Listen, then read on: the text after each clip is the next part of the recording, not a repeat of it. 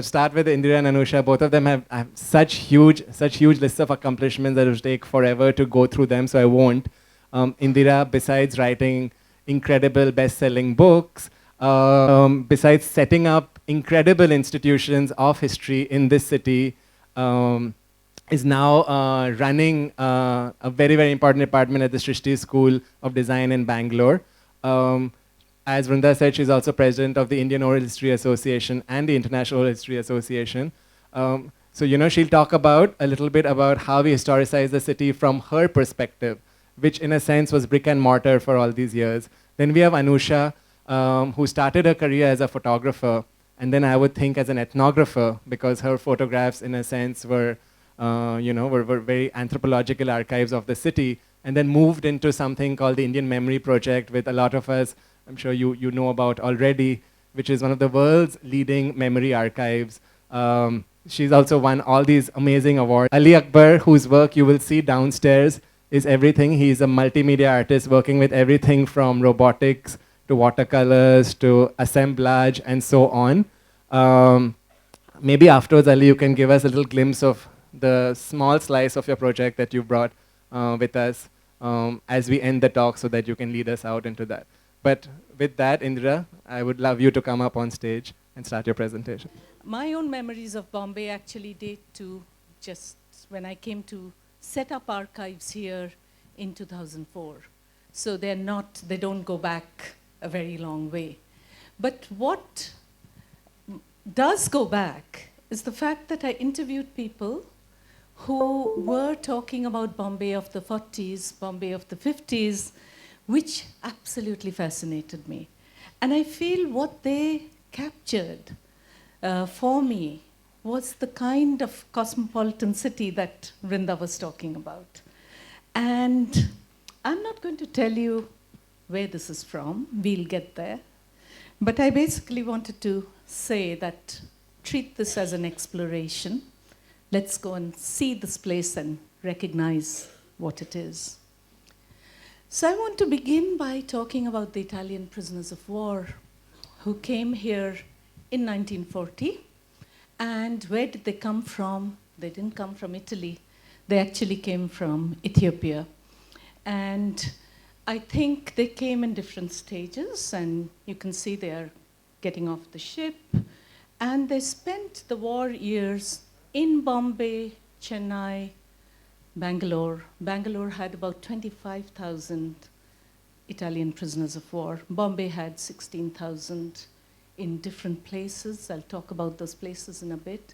And what is amazing is that whenever I've talked about the Italian prisoners of war in France or Italy, there'll always be somebody in the audience who'll come and tell me, my uncle was a prisoner of war in India, and that's why he made such good friends there that he encouraged me to go back to India.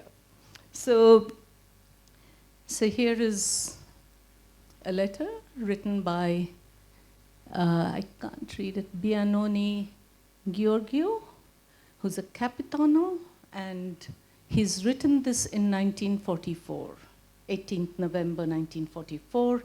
This is a postcard that he's sending home. But what do they have to do with the life of the city? And I think I was fascinated when I was interviewing Keku Gandhi, the late Keku Gandhi, who was, an art collector, very connected to artists, and this is what he said. He says, these Italians who came as prisoners of war, some of them were good artists.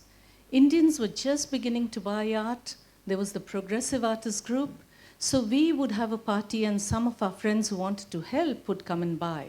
For example, Ratan Tata's father, Naval, I remember we had a party in his house, and Naval was very affable, genuinely kind person, and he invited all our potential clients who were growing to like painting to that party, and buy the paintings of these Italians also. So I'm quite surprised, and I said, the Italians could come out and be at the party as well? So he says, of course they'd be part of the party, very much. Actually, they became such friends that when the time came to part, it was really a sad moment. So we gave them all at that time a gift of Amrita Shergill's book, which was just brought out by Karl Khandalawala. It didn't end there. After the war, they came here, and we went and saw them in Italy. So the interesting thing was that there was no place to keep these prisoners. So they would be put up in camps, and they could interact with people. And I've just come across a map, not of Bombay, but in Bangalore, where there was an inbound and outbound territory drawn on the map. So where they could wander and which part was out of bounds was marked out by the British government. So they were not imprisoned, but they were sort of there. So there's a whole story to be done about this relationship, which I discovered through oral histories with Keku. And I think as I was preparing for this talk, one of the things that I got asked a lot by the press was that, so is this session about nostalgia? And I said, it's not really about nostalgia, but it really is a way of understanding that the present, as we see it now, doesn't always represent the way things always were. So, and things were different in the past. And often people who know that the way things were different in the past are still grappling with ways in which they see the present. And I think that is what is interesting about this exercise. It's not really just nostalgia. To move on, there are other people as well in Bombay during the war. There is, of course, you just heard about the Italian prisoners, but they are guests from Vienna.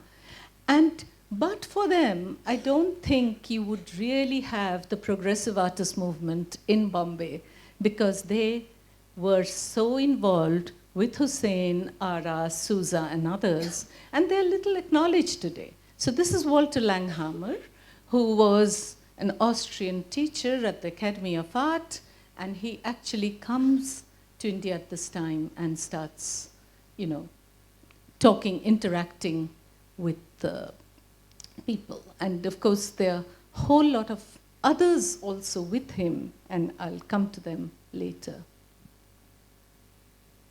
And here is something else. Can anyone recognize where these women are dancing? This is also from the war years, 1940s. Yes, it is Juhu in 1942. And these women were taught by a dancer called Hildi Holger. And Hildi Holger was a Viennese dancer. She was an expressionist dancer. And she actually had her own school from the age of 23. She had her own dance school in Vienna. Now, when the Nazis marched into Vienna, she was told that what you do is un-German art, you shall not do it, and you shall shut your school. And she said, oh, but my school is shut. It'll open again in a month's time. But that's not what they meant, of course. They wanted her to shut down the school. Hildi held on till her entire family was gone, and she realized that she couldn't stay in Vienna anymore. And I'm often curious about the man. They say there was a Charles Petrash who was here in Bombay running the Institute of Foreign Languages, who seems to have had a very active role in the resistance, but also a very long arm that could reach out and bring Hildi here, got her out of Vienna within 48 hours. So what was that resistance movement again? So she came to Bombay. And she had no place to stay. She gave performances, but she also taught students. And here is one. This is again Hildi dancing on the Juhu beach. And she performed, she taught, and she fell in love with a Parsi gentleman, Adi Boman Behram, and married him. And this is one of her students, Firoza Sirwai, who's no more. Firoza danced in Hildi's group, and I happened to go to her for something else and found out that Firoza was actually Hildi's student. So there were all these happy accidents happening as I spoke to people. And you can see that they perform in Excelsior Cinema. Now, Hildy would have gladly settled here till this happened. Now, when Gandhi was killed, Firoza still remembers that there was absolute silence. They were practicing. Firoza's husband, Homi C. Rai, who, as you know, was the Advocate General, not at that point, but he came to pick her up, saying, you know, now we have to go home. It's going to be very serious. And Firoza says, you know, we were all so upset and so sad, but we didn't quite know who had killed Gandhi. We thought maybe it could be a Muslim. We didn't know who it was, and we were very scared for our driver who was from that community. But then we got the news later on that it was a Hindu who had killed Gandhiji. But Hildy took it very, very hard. She said, I've left one bloodbath to come to India. I'm not going to stay here. And she left with her family for London. And that's where she ran a school, dance school, till she was almost 90, and then she passed away. So that was, again, a very interesting story. But what tied it up, how did I get to know more about Hildy, is because I went to Firoza asking for letters that were exchanged between her husband and this young boy here. And I don't know whether any of you will recognize him. I'll show you a young man. Nehru wasn't a Bombay boy, so I'll not talk about Nehru. So this is Homi Bhabha at the foundation of his institute, Tata Institute of Fundamental Research. While I was working as a professor at the Indian Institute of Science in Bangalore, that I noticed that there was no institute in India devoted solely to fundamental research.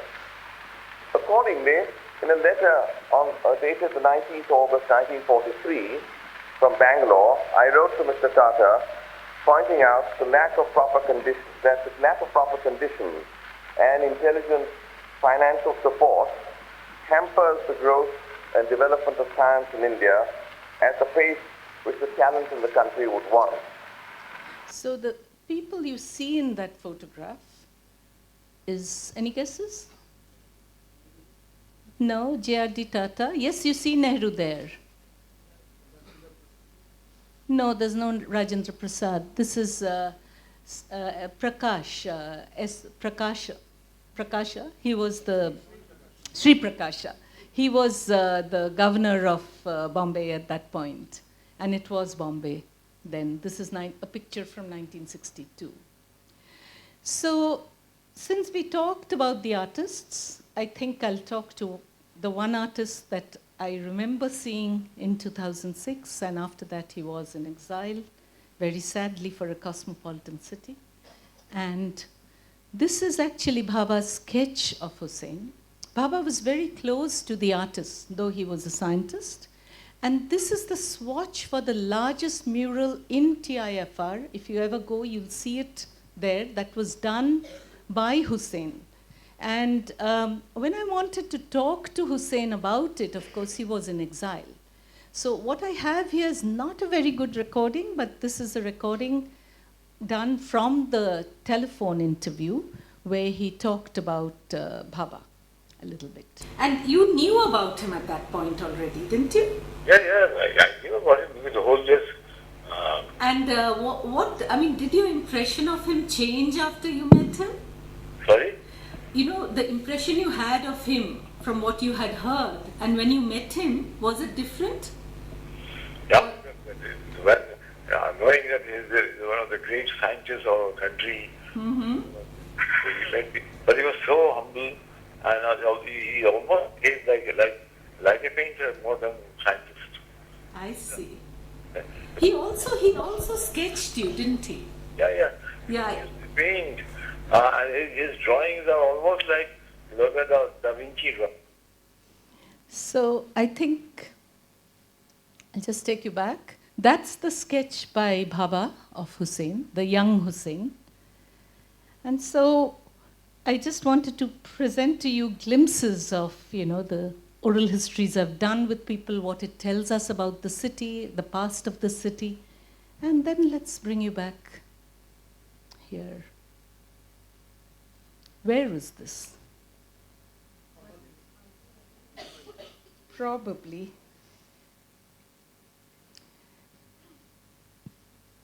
I don't think you would have guessed it's that early.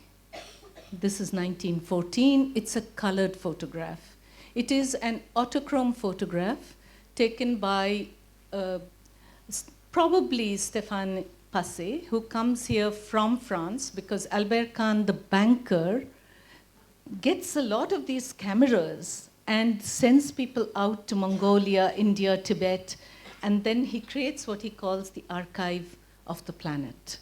And this is one of the photographs I came across, and I'll leave you with that so that you recognize the city. Maybe you know it better now for the first time. With that, I'll stop, and I'd like to thank all these people. Thank you very much. Thank you. So we'll do a Q&A after Anusha. So we can do a Q&A for Indira and Anusha first. So Anusha, if I can please invite you on stage. Thank you, Indira. That was superb, by the way. Firoza's picture is what I'm going to start my talk with as well. This is a coincidence. And yeah, because that was one of the pictures that spoke about Bombay in a short snippet, but interesting. And number two was that Keku's son also told me about the Italian prisoner story, and he said actually where Taj Lands and Stands actually was a camp.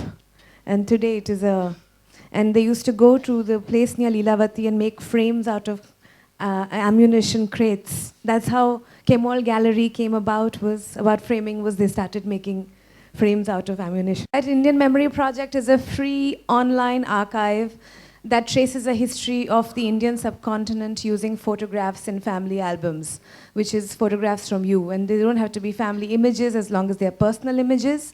And they're from before 1991, and that they come with a story attached. And that's the only criteria. And so I founded this archive in 2010, and today it's one of the most popular archives in the world. It has around 1,200 visits a day, and sometimes it shoots up to 15,000 visits a day, depending on the post. And so I'm going to start with the idea of Bombay, because we want, and this is something that I had actually set out to do, was that an archive like this should be able to trace cities, people, lives, professions, all kinds of things, that anything that people would mention, and it would become a category and it would become a keyword. So if somebody even looked up Delhi or Bombay or India or Pakistan, any story that is related to that area would come up. And some people go into beautiful details, some people don't, but nonetheless, these are some of the stories that I will take you through. This is, okay, sorry. This is an old map of Bombay, This is a picture that was sent to me by Firoza, and this was actually one of the first few images that she had sent to me. And she says that these pictures of the drawing room, dining room, and lounge were home to my uncle and aunt, Nani and Mehra Moose. This is also my birthplace in 1923. My parents and grandparents shared the house. It was constructed in Bandra, Bombay, and is now it stands behind the hotel Taj Lands End. We lived there until 1941. My uncle was a barrister, then a solicitor, and later a high court receiver. 50 or 60 years ago, this bungalow, along with 8,000 square yards of land and a cottage on an elevated part, was sold for 3 lakhs, without the furniture, which had been imported from Vienna. A lot of the furniture was then bought by Maharani Chimnabai Gaikwad of Baroda sometime in the early 1940s. The old bungalow is now the Father Agnel Ashram, since the priests of the Order of the Pillar purchased the property. There is a church within it, and on the land are many educational institutions. So this is from Bandra. I'm going to basically refer to a few of the places. Some of them become more interesting stories, some of them are shorter stories, some of them are longer stories, some of them refer to different continents, countries, localities. This is the picture that was actually contributed by Rumi Tharapurwala and his daughter Suni. It says this photograph of a family was taken at Juhu Beach for a picnic outside the Palm Grove Hotel. and now it's the Ramada Plaza Palm Grove. It was a regular haunt for picnics, and we used to look forward to our day out. The beach was totally unspoilt and had a few small shacks around. Now, even if somebody paid me, I would never go. I remember we would take the train from Grant Road to Santa Cruz and then take a bus to Juhu Beach. At the time, Bombay trains were not called Western or Central Railways. The Western line was called BB&CI, which is Bombay, Baroda and Central India Railways, and the Central line was called the Great Indian Peninsula. In the middle, wearing a white dress, is Frenny, now my wife. Like some other communities in India, in Parsis too, marriage between cousins is allowed. Though we weren't an arranged marriage, we actually did fall in love. She was beautiful. I think even at this picnic, I was eyeing her. Our parents must have noticed and declared that we must be married. There was no dating at the time, so the way I would get to meet her was when she would be attending the Girl Guides meeting. I would go fetch her back. We would walk through Azad Maidan and at Church Gate take the train to Grant Road. At the time, she used to live at Sleater Road. A lot of boys were after her. She was a beautiful girl, but I got her. When Frenny and I got married, my salary was rupees 400. It was a lot of money. We used to go to the movies, for the office dances, and then there was Ideal Restaurant, where Frenny and I would eat chicken salad for 12 annas. This area where we live now, the Govalia tank, was so beautiful. It was an absolutely quiet locality. The trams used to end at the Maidan, and the only sound at night was the bell announcing the tram changing tracks. In 1942, the Quit India movement speech was issued by Gandhi right here at the Maidan. I remember I was at the Boy Scouts meeting and there was a rally going on. Then my father fetched me because there was a lot of rioting. After Indo-Pakistan partition, Bombay changed. I remember that in December of 1942, Japan dropped a few bombs in Calcutta, and so all the Gujarati traders, fearing that Bombay will be next, fled back to their native places. Several apartments were available with to let signs. By the late 1940s, a lot of people immigrated into Bombay from Karachi and different places. Despite the Rent Control Act, the prices started rising, houses became difficult to get, and what really changed for the worse was that suddenly the builders had the bright idea of ownership apartments. Till then, all Bombay flats were only on rent and nobody had any ownership.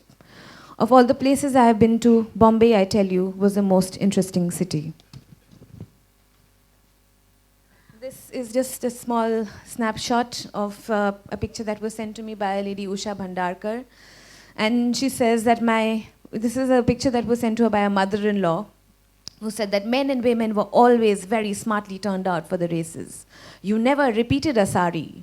Men wore full suits and felt hats, and women wore chiffon and pearls. My mother Maya is appalled at the current dress code at the races, which she finds positively sloppy. This is a picture which I'm going to cut it down a little bit. It's a fascinating picture because it gives a very interesting insight. It's a picture contributed by Fauzan Hussain. Fauzan himself is a very, very well-known photographer. And he says, my mother Rubab was the youngest and the most adored. She was exceptionally intrigued by photography. She would dress up in different attires and accessories and get herself photographed regularly by a photographer called Ahmad Zardi in the nearby photo studio called Dezars in Bombay Central. My father Ahmad, a photographer, and my mother Ruby, the photographed, fell in love over pictures. And my grandfather accepted the relationship. It was the first love marriage in our family. Dezars was a photography studio in Bombay Central and named after its two partners, Daya Bhai from Rajasthan and my father, Ahmad Zardi. They worked together for 32 years. As far as I know, it was uncommon for a Hindu and a Muslim to have such a great and long partnership. When Daya Bhai's eyes began to fail him, he decided to leave Bombay and return home. And my father and Daya Bhai's son together decided to sell the business back to him. This is one of my favorite Bombay stories, even though it mentions Bombay only in a very small dose, but it's just this gentleman is one of the most well-known cinematographers, an award-winning cinematographer from Africa, and he's covered wars, and he's a really amazing, accomplished man. And what I like about the way he describes his journey from Punjab to Bombay, and then from Bombay they left for Uganda. I spent my early childhood in the much the same way as my father. We never traveled outside our district in Punjab. There was no rail or rail connection. The television was yet to be invented, and I didn't even know that radios existed.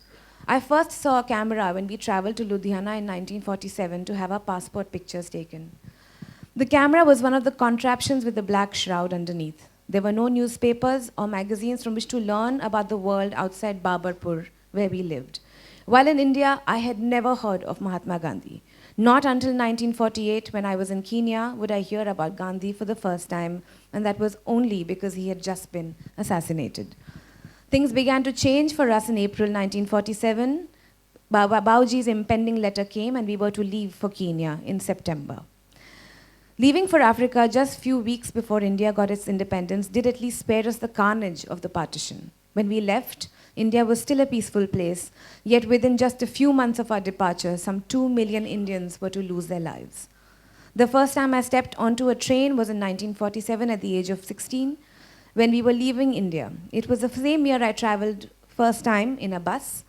First we traveled by ox cart to Malod, then the smallest town near Badarpur. From Malod, we took the bus to Ludhiana. This was the second bus I'd ever traveled to. From there, we boarded the train to Bombay. In Bombay, we found a cheap hotel. In order to cut costs, the whole family shared one large room, and with males in one corner and the women in the other. In the floor of the room, there was a hole through. If you peeped down, you could see the parts of the room beneath. Like all Indian travelers in those days, we carried all our bedding in a sturdy canvas roll, complete with thick leather straps and a leather handle and a special pillow compartment. The bustle of Bombay, the first big city I had ever seen, was overwhelming. On reaching a street, I'd just stand there, transfixed sometimes for at least 3 minutes, not daring to cross if there was a car approaching, even from afar. Bombay was simply awe-inspiring. These are just some of the stories about Bombay. I mean, if you looked for any layer, they have so many layers. Each story has so many layers. I mean, you can get an idea about dresses and uniforms and hairstyles and jewelry and dreams and aspirations and all kinds of things that come up that can. And this is something which is like a palimpsest. A palimpsest is the idea that a city or a concept of overlapping narratives, and a city is an overlapping set of narratives. There are just too many. And a palimpsest is basically you keep scratching a manuscript down and cleaning it up and writing it all over again. And that is what we keep doing, is we keep erasing. This is another interesting story.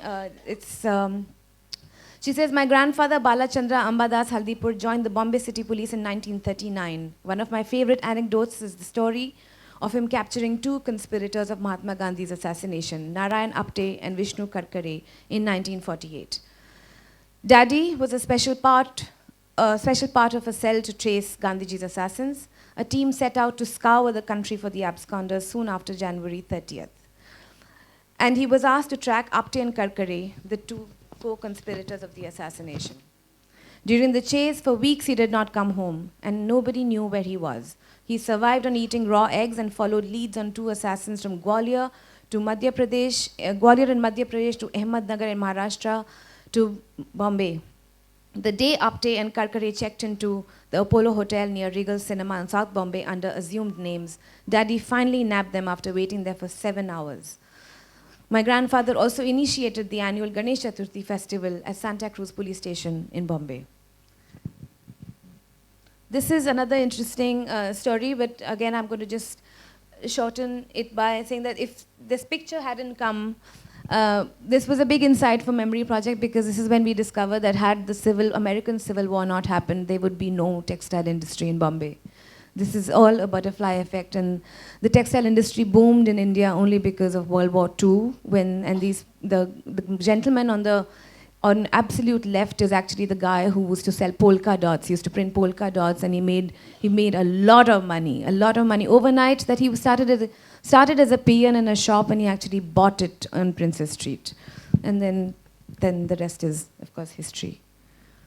This is a very interesting story.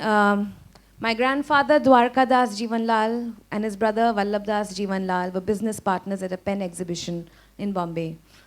The brothers, who were already in the writing instrument trade, realized that good business was only going to be in Bombay.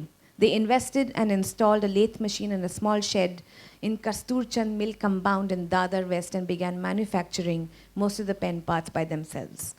In the beginning, the nibs were imported from USA under the brand names of Sita and City. However, and as an error, the supplier sent them a box of nibs called Wilson. The war was a huge obstacle to sending the consignment back, so they had no choice but to start making the pens under the same name. The entire pen was rebranded as Wilson, and the pens sold far better than they expected. By the 1940s, the business grew and they began manufacturing all pens from scratch. In 1961 and 62, a huge union strike set up the family business for hard times, and then another violent union strike in the early 1980s, organized by the infamous trade union leader Datta Samant, closed down a lot of businesses for a while. But it was the last and the third strike in 1988 that broke the businesses apart, and my grandfather and father had no choice but to shut everything down. Towards the end of his life, my grandfather spent most of his time at home. He had long harbored deep regrets about not being educated, and hence founded and funded almost 4 to 5 educational institutions, including the DJ Sangvi Engineering College in Vile Pale and Amrutben Jeevanlal College of Commerce, which was earlier a part of Mitibai College. Of the several interesting family anecdotes about Wilson, I have learnt that we, the Wilson pen family, made the orange thick nib pen that wrote the most fundamental document that defines the state of India, the Constitution of India, written by Dr. Baba Sahib Ambedkar. And this is this is a story of Anand Bakshi, and Rakesh Anand Bakshi, his son, actually gave the story. And the most interesting part of this picture was that this is the only one of the few pictures that Anand Bakshi managed to save just before fleeing from partition in Pakistan. And they fled literally within a couple of hours. They were given warning. They had 2 hours to collect everything, and they had to flee. And they managed to get across India because of a Dakota plane, because his grandfather was a jailer. And one of the interesting parts that nobody really knew very well was Anand Bakshi himself was actually a military. He used to work with the naval forces. And he says about his opportunity when he came to Bombay, after serving a total of 7 years in the army, my father took a voluntary discharge in 1956 and returned to Bombay, this time armed with 60 poems to find work. He also qualified himself as a motor vehicle driver and as his plan B in case it didn't succeed in finding a job as a songwriter. He could always find a taxi or work as a motor mechanic. History repeated itself, and within a few months he ran out of money again and lost hope of ever making it as a songwriter. And he returned back home and got married to my mother Kamal. When he returned, he came back again in 1956, and again the history repeated itself for the 3rd time. And then he said that while sitting at the platform of Marine Line Station to take the train back home, a ticket inspector named Chitramul Swaroop caught my father without a ticket and asked him to pay a fine. My father had no money. Chitramal then asked him if he had eaten. My father told him of all that had happened, of how he had lost all his money, and that he had lost all hope of becoming a lyrics writer, and decided to return to his army job and his wife. Chitramal Swaroop then asked Anand to narrate a few of his poems. After hearing his works, an impressed Chitramal picked up my father's suitcase and told him to follow him home. He led him to his Western Railway quarters at Borivali and allowed him to live there for a few weeks until he found work. With only a few poems that Chitramal had heard, he had come to believe that my father Anand was an exceptionally talented man. For my father lived at Chitramal's house not for a few weeks, but actually for 3 years. Chitramal would even give him pocket money for rupees 2 to eat and travel daily to meet producers and directors. I believe my father Anand had 2 mothers, one who gave him birth and the other was Chitramal Swaroop. And these are things that we hear in movies, right? That you meet people at a railway station just when you're about to give up and somebody will say, here's your lottery. This is one story which is close to my heart because this is about a lady who works in my own home. And her name is Sunita, the bride in this picture. And she basically tells of a story about her. She says, we used to live in Shivaji Park, Bombay, in a house that our families had lived in for 8 generations. My father's name was Tulsi Ram. My mother's was Chandrabai. My grandmother lived until the age of 101 and used to work in the municipality as a road sweeper. My father also worked for the municipality of Shivaji Park, cleaning garbage, but he was an alcoholic and most time drunk and incapable of working. He would beat up my mother and abuse her all the time, but she gulped all the pain and began working instead of him. She is the one who brought us up. My family belonged to the Mahar caste, considered untouchables of the low caste in India. But we all got saved when my parents adopted the beliefs preached by Baba Saheb, Dr. B.R. Ambedkar. If it weren't for him, we would have been on the streets or dead. And this is something I've noticed in Khar and a lot of areas. There are huge communities of people who believe in Ambedkar. Ambedkar is a time when everybody bunks, nobody comes to cook. And they really celebrate it with such fervor that they will spend that time dressing up and celebrate Ambedkar's. This is something which I've only seen in Bombay, is that you can have 7 festivals going on at the same time. And Khar is like that. There is Christmas, there is Ganesh, there is everything going on at the same time. And this is something I've noticed only in Bombay. This I'm going to end with this picture, which is the title of the story, of course, is The Wild Parties of JJ School in Architecture. And she says, she claims that there was no alcohol, but I refuse to believe that. But this is something, and she said it wasn't even at JJ, actually, it was in a hall that they had hired in Kolaba, and they were dancing to ABBA. And this is basically just a map I had done out of curiosity for myself also, just to see how many places were mentioned about Bombay in a small subject like Mumbai, and how many stories mentioned it, or what were the areas that were mentioned, and I'm sure there are more. In all, I think there are around 55 stories that mention Bombay so far, even if it's in passing and if somebody flew from Bombay or got shipped off from Bombay, but these are the places that come up. And this is what the site looks like. For those who haven't seen it, please have a look. There are 148 stories now, and I think this year there'll be more. And this is the website, and I hope you have a look. And what I'm going to do now is actually play a small video.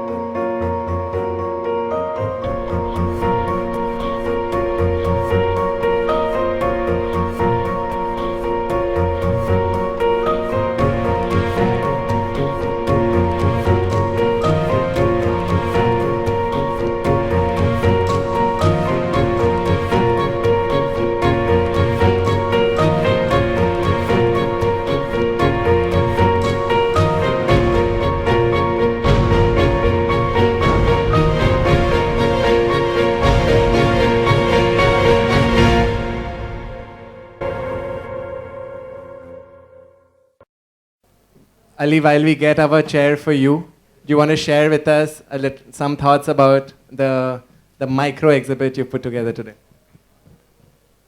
Thanks. I think it's fantastic to be on stage with two people who've done such fantastic work on such a large scale. My exhibition is kind of a preview of a much larger body of work, which is dealing specifically with Mazgaon, which is South Bombay area. I don't know if many of you all have seen the work and know about Mazgaon, but it's a dock area, and it was the first suburb of Bombay when Bombay was just Colaba. And quite a number of people have asked me why Mazgaon, and I've been telling them that Mazgaon is where my grandparents lived for the last 42 years. But I've been thinking about it, and actually the answer I should have given was that Mazgaon actually represents the kind of city we imagine Bombay to be, in the sense that it is a palimpsest. It was a truly cosmopolitan area. It was home to a number of Surti Gujaratis who worked as carpenters at the docks, Chinese who were working as nut bolt fitters, Pathans who were the money lenders, and you can always recognize a Pathan because they said that they were always eating watermelon and wearing watermelons on their head because watermelons were cooling in the Indian climate. There were Bohri Muslims, there were Catholics, there were Parsis. Parsis were responsible, amongst other things, for our eating out culture because the local Maharashtrians and Kolis were not really fond of eating out. Parsis were.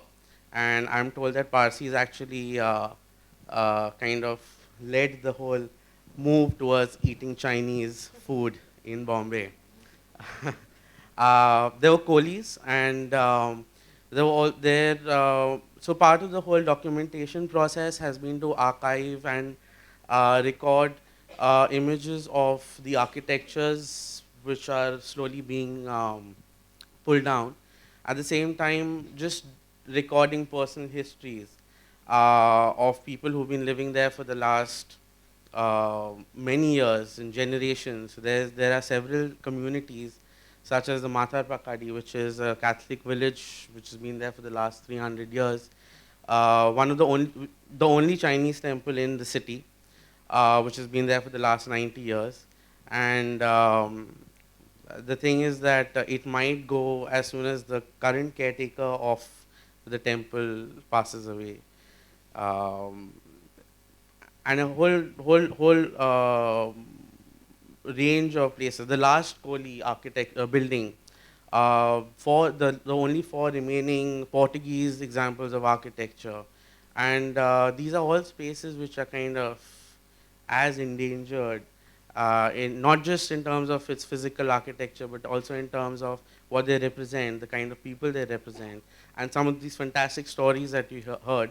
All are always in transition, and always in transition of being extinct. So I think that is primarily the attempt of the kind of work that we aim to do. So again, thank you, Parmesh, for the opportunity of me being here. Yeah. And so we can, on our way down to snacks, if you haven't seen it, see it. If you've seen it, see it again, because our lights will be on and you'll see it in a completely different aura. So with that question, I hope some of the dots that while we curated this are making sense to you. There's multiple ways of recording history, right? You can do it through art and one kind of archiving. You can do it digitally, you can do it with other kinds of physical archives or whatever. But what, as Anusha said, ultimately it's about stories. So if you have questions, if you have stories that you want to share of your own, we welcome that. Hi, fantastic session as ever. My question is to you, ma'am. I was just wondering, I mean, when you see, it's pretty interesting to note that there were Ethiopian, refugees being brought into Mumbai. Likewise, a lot of Indians went out to Fiji and Mauritius, but we still see them there. If we go there now, but we don't see any Ethiopians here. I mean, is there an answer to that, or? They were not Ethiopians, but they were Italians who were in the Ethiopian campaign. So these were the Italians. We don't even see Italians here. No, you don't see Italians here because they went back to Italy. So I don't think... So they didn't embed into the culture of Mumbai, or there are no instances of... I haven't really followed up. I mean, this is just something that fascinates me and I want to study it sometime. I know that one, not in Bombay, but in Bangalore, one of the earliest pizzerias was opened by one of these Italian prisoners of war. But I know that many of them went back. In fact, one of the very well-known oral historians today from Italy talks about his uncle who was in Mumbai and in Chennai, in the two places, as a prisoner of war. But he says, I was too young to really ask him much. But no. They couldn't stay back. They weren't. They needed to go back. They had to. Sorry. Because it was still British India, so you have to go back if you had that kind of mixture. They were all interned under the Enemy Aliens Act. Yeah. And when the war got over, they were one by one dismissed or asked to leave or make arrangements for their stay in India. And many times that went on beyond independence. It was less than 2 years or so between the end of the war and independence, so things were changing. So many of them got permits. I mean, those who were released from the camps, the Satara internment camp, which is where many of the Germans and Italians were, they weren't allowed to stay. They had to be sent back. The Jews were one by one considered to go to Palestine or to go to some other country, not go back to Germany. But everyone else were largely rounded up and sent back by the police. Exactly, they had to go. Okay, raise your, over there. Anyone this side, raise your hand. Sorry for my ignorance, but my basic question is, how do you validate recording of oral history? The validity has to come. Second point, whatever has been recorded and what has been shown to us, it has been recorded. What about those oral history which has not been recorded? Either they are lost or we haven't reached there.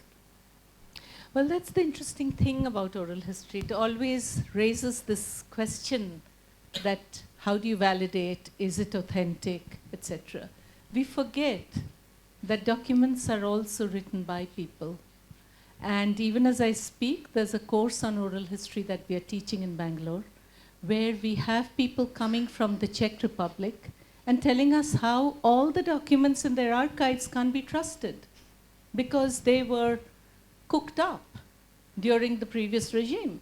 So I think it actually raises very interesting questions about how we look at the historical document.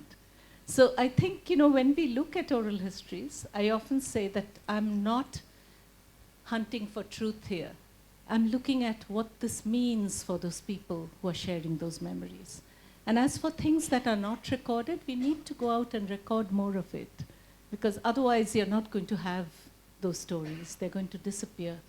And there's a saying that we often quote, which is an African saying, that when an old man dies, a library burns to the ground. So you don't have those memories anymore. Thank you. Well, we've invented airplanes, right? Apparently that's documented somewhere. So, there. Which move in multiple directions all at once. Yeah. Thanks for the fantastic session. I had two questions. One was around, what are the milestones do you set for yourself in this journey of oral history or the Indian Memory Project? Is it in terms of the number of stories, number of pictures, becoming part of some curriculum? So just curious about what milestones have you set for yourself for this project? And second, a slightly technical question around once the pictures are submitted, in terms of the ownership, etc., do you sort of take charge of those pictures, and is there any viewpoint around how you treat the ownership issue? So these are the two questions. My milestones are visits. The more visits I get, the better. The more shares, the more viral something goes, the better. Because that just means that the project is getting more and more publicity. It's run for free, so the idea is to also maintain the integrity of the project as much as I can. For me, this is my temple, so as far as ownership of images, I don't own anything. You own everything, but I do, in advance, take permission for it to be shared in sessions and exhibitions and places and press clippings that I can use it, as long as the project is featured. If somebody wants to use it for some other purpose, then you will be sent a permission letter again, and then there's a facilitation fee for that. But which we just need to give them permission. But these I price them quite high, as a rare image should be, if somebody agrees, because these are very rare images and these are one of a kind. So it's not as if there are copies of it lying at Nehru Memorial or with somebody else. And so especially with the context, it becomes even more important. And I like to not separate the context as much as I can. So some people have to, anybody who's using that image has to respect that. And so that's very important. With these two, yeah. Thank you. I have a question. When we talk about oral history, something can be done which I personally feel is a real touch with a human, real touch with the structure. Now, for all of us, it won't be possible to meet these people whom you met. But the second option, which I was thinking while seeing your presentation, that can we have something like a walk with the guided people, like I experienced in Ahmedabad twice, where you get like a walk of a city, olden city of Ahmedabad, the port area, which is like 1.5 kilometer area, every day in the morning, and the guide takes you to this old city. She shares oral stories of these places, and we get to meet the real people over there who have lived there. And it is really beautiful and fascinating to do that walk. It hardly costs 50 rupees. So do we have anything in Mumbai? If not, can we explore this possibility? Hi, I would like to point out Dr. Jeanette Pinto is here somewhere. There she is. She is the Vice President of the Bombay Local History Society. Their programs are basically walk and talk. You should meet her. Thank you for that. Another person that you should meet, if you can, Dr. Rafiq Baghdadi, who is a fantastic historian. A lot of my project has benefited extensively from his expertise. Okay, so maybe we are lacking with the advertisement, or people are not much aware about it. Yes, unfortunately, this is not an area of interest for a lot of people. But now Hopefully that will change. I told you Culture Lab connects people, so why don't you tell him about it, and then he can come for your next. Well, the Bombay Local History Society is a society that features or has for its activities mainly walks and talks. It's been there for well over 30 years, and we have our programs on a Saturday, and if it's a walk, the members are asked to meet at a particular point, and a walk of that area is undertaken, sometimes with a guide, sometimes with a person who has been living in that area for long and who can share some of the stories around from there. That's with regard to the walks. So you're welcome to become a member of that society. It is based at St. Xavier's College at the Heras Institute. So if you come to St. Xavier's College, surely you can well become a member, and then you can be, actively participating. And exactly like you said, not every day, but we do have it once a month. Either a walk or a talk. A talk also would be on issues regarding Bombay. Like the last one, we have a seminar, an annual seminar too. The last one was on books of Bombay. So every year there are, the seminar features one aspect of Bombay, like take for example, communities of Bombay, transport in Bombay. So, giving you a historical perspective. Thank you. So after this talk, you can take a walk down for snacks and talk to her and get more details. I've given all details. They need to go, yeah. Then just register and then go for it. All the Vikhrolians, maybe we can go together to South Bombay. We hardly come to South Bombay because, you know, it's not happening, but maybe for this we will. Sobo. Thank you so much, Anusha ma'am. I had first come to know about your project from a page in Facebook which goes by the name of Rare Book Society of India. There the admin had mentioned about your project, but after that somehow it just got covered up in other things. But it was really nice seeing it face to face on a physical that thing. So, any more such events happening in the near future? I'm not sure what events. I mean, the memory project Yes, is an ongoing archive forever as long as I live. So shows like this, like what happened today here in Godrej Culture. Oh, for that like you have to join my page. Okay.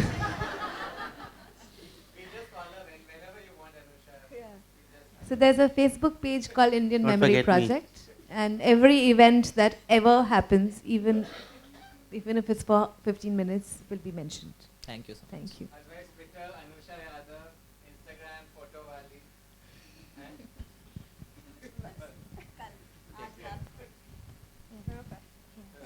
Actually, I don't have a question, but I want to answer what he was asking. That I'm an architect by profession, and the colleges of architecture regularly held such walks that you were asking about, and they are majorly about the area in South Bombay, which has rich heritage and architecture. In fact, I am a presenter with Bombay Heritage Walks, and these walks can be held as and when requested by people, but they focus more on architecture because that is where we are inclined. But of course, we have to cover history as well. So, if you are interested, I'll give you more details whenever you want. And I want to thank all the three presenters of today because I have immensely gained from the talk that I've attended today. I have all the way come from Kharghar just for this walk. And I'm very glad that I did this. Thank you. We will give you a gift. Come to me after that. You're the farthest. But can I just add to what you're saying? And, you know, it's Bombay is not South Bombay because, you know, this has got my goat a little bit. South Bombay is not only about heritage. We have amazing heritage in Vikhroli. So if anyone wants to do a come with me, I will take you on a guided Vikhroli walk. We'll go to our beautiful mangroves where you can't go mostly. We'll open those for you. We'll take you to this beautiful Godrej India Culture Lab, which is one of the highlights of Vikhroli. In case you all didn't know, we're creating new heritage. We'll take you all over our beautiful Vikhroli. I mean, it's not just South Bombay which has heritage. And I'm saying that, I'm not saying it in jest. I'm saying it seriously because we have industrial heritage. If you come to our Godrej archives, you will see that, you know, all of this city has heritage. Kharghar has heritage. I mean, it's relatively new, but there must be things in it. So I think we have to widen this net. We have to widen this net to the larger cities and the cities within in that sense. Okay, next question, otherwise I will ramble on. Oh, you're from Panvel. Okay, I'll give you a prize also. Yes. The prize is normally a kiss from me or something like that. So, if nobody else has questions, I will keep on talking. So raise your hands. Oh, I don't see any questions. So good, I will ask you all. Is there any difference, especially, actually to all of y'all, is there a difference when based on the medium through which you record and then share these histories? When you're, for example, Ali, when you're recording these narratives and then when you're recreating them through either paint or video, is there a tangible difference in your experience and how you choose to share? Likewise, you're also a creator through your photography, and now you're this documenter. Do you feel a sense of difference when you're creating these images yourself versus categorizing, chronicling, and presenting them? And as well for you, you know, whether it's through your writing, whether it's through creating corporate archives or other archives, and whether it's then through training these people, what's the, you know, can you just tell us about the difference? Well, I think there's one difference that I live with all the time when I transcribe an interview onto the page. It loses the tone. It loses the way the person says what he or she is saying. You know, sometimes that excitement in the voice or a long pause before they're talking about something traumatic. And those then come as my notes when I'm quoting it in the page and writing about it. Whereas if I were to directly use the recording, it is much more you know, I can hear it. I can hear those emotions again. I can hear, and that doesn't translate, no matter how well you transcribe it. Even punctuation doesn't give you a sense of that. So I feel there is a difference. And so it's nicer, I mean, I feel that you get more of a sense when you listen, and that's why listening is such a big skill for the oral historian, during the interview and after. But yeah, that is the difference. That, you know, on the page you're reading, you're using a different sensory organ to your ears when you're listening. Same with me, but it's that some people's excitement or sadness that doesn't get captured, but you can see. But there are times when I will add a detail, or so that it can seem more exciting than it is. I'm so excited, versus, you know, I will add it a little more. I'll add another line just to make it sound like it is. That was the kind of power of excitement. Or for somebody who started crying while telling a story, I will write that I have tears in my eyes while I am saying this, and so the person who is reading it can start experiencing that person's emotion. So that is something I do. I do pay attention to what they say, and as much as possible remain true to the authentic tone in which it was said and how it was said, and maybe add a little more expressions to emphasize that or amplify that. Sure, definitely. I mean, hello, yeah. So the project started as a photography documentation, and with the lenticular works that are there, it kind of completely changed the tone of the kind of work that started happening, because it's not talking about any kind of fact-based history, but it's actually just trying to talk about reality and fiction as a kind of two sides of the same coin for a lot of these people. And then as one progressed in the whole documentation, one realized that also interaction is not sometimes very easy. It's not very easy for me, and definitely it's not very easy for a lot of the people that I was photographing, because they were people who were living in the streets or who were working on the streets, and a lot of the time they didn't have time for, you know, a guy with a camera was just like walking up to them and saying like, okay, I want to take a photo. So slowly the whole documentation kind of went into a video mode, and I've not shown that here today, perhaps later when we do this again on a larger scale. But a lot of the documentation is just people talking about their own personal histories, and some of these people are fantastic storytellers, you know, and they are like great performers. It's a joy watching them, and because of that, it was very tough editing the videos. So one of the videos is 1.5 hours long, consists of 4 families, but it's 1.5 hours. And I mean, I personally don't, I personally feel that so much is being taken out, because there's so much to talk about. They want to talk about each and everything that is important. And I kind of go back to this community in Mathar Pakadi, and they're talking about, sure, they're talking about how things were back in the day. There were no doors that were locked. I mean, some of them talk about how bells were such an alien, these doorbells were such an alien concept, you know, and they still can't get over it, and they're depressed because they've now got grills in their windows. They talk about how their space, their community is being intruded upon outsiders who don't understand their culture. And their culture is a very tightly integrated culture, consciously built through decades of living in the same space.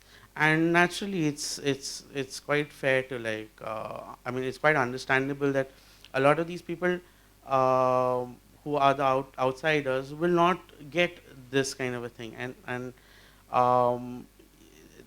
the kind of intensity that they have, you know, in everything that they're talking about, you know, whether they're childhood romances or one guy talking about, okay, you know, the sales tax office used to be the Bartley Boy mansion. And this one guy is talking about how they used to climb over the wall because the Bartley Boy's daughter was very cute and they would watch her riding the horse every day. They talk about trams, they talk about several things.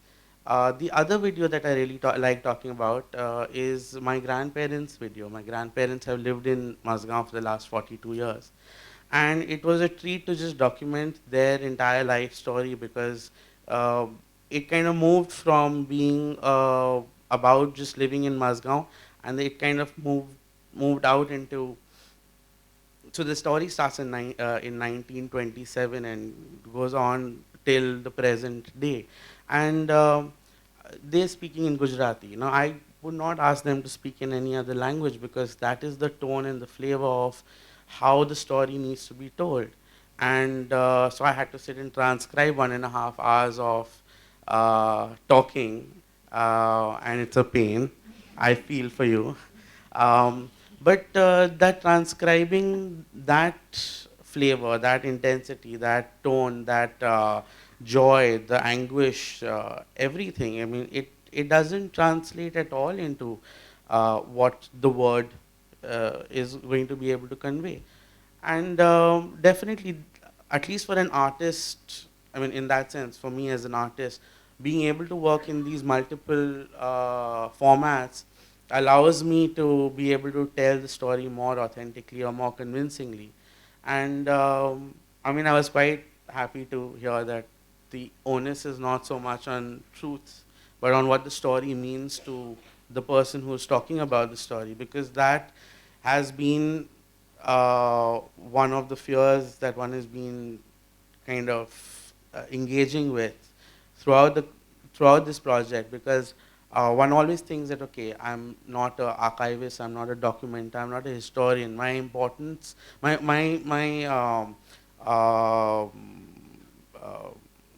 for me, it's not, the history is not so important. For me, it's important to talk about these personal histories, which may not be factually true, you know, and it's kind of a relief to like hear these guys kind of echo the same thing. So yeah. No, I said that for me as an artist, I didn't feel that recording history as it is or verified history was as important as talking about a personal form of history. And how a personal form of history is different is that it is many times it is a subjective history. Even if it is about a place or even if it is about a certain moment in time, my version of history can be very different from your version of history. And if I kind of sat down to verify that, and if I kind of sat down to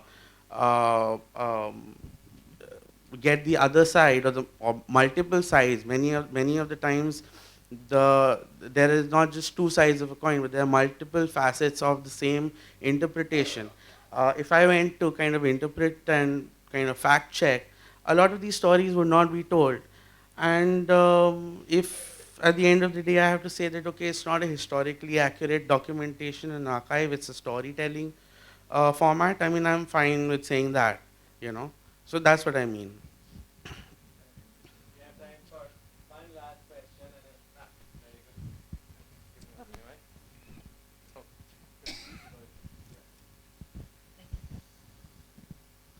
I don't have a question, I have a quick comment to you.